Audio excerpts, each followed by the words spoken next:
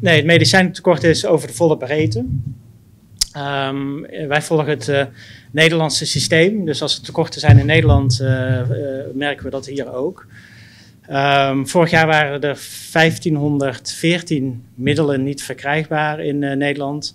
Gedurende minimaal 2 weken. Dan beginnen we te tellen. En dat is een stijging van 50% ten opzichte van het jaar ervoor. In 2021 waren er ongeveer 1000 middelen niet te verkrijgen. En inderdaad, het is over de volle breedte. Dus het is niet één soort middelen die niet verkrijgbaar zijn.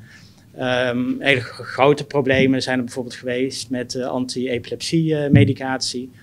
Dat is natuurlijk cruciale medicatie voor patiënten. En dan is het heel vervelend als die medicatie niet verkrijgbaar is. En bepaalde medicatie kunnen we ook niet zomaar makkelijk switchen naar een ander merk bijvoorbeeld. Dus dat geeft ons dat geeft ons vrij veel problemen. We zijn er ook continu mee bezig om dit soort problemen op te lossen.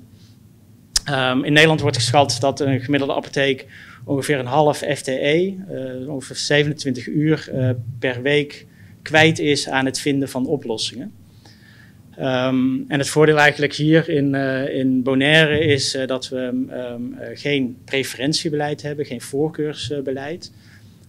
Dat wil zeggen dat in Nederland bepaalt de zorgverzekeraar welk merk een patiënt moet krijgen. Dus als van dat merk er geen voorraad meer is het heel lastig om dat te switchen.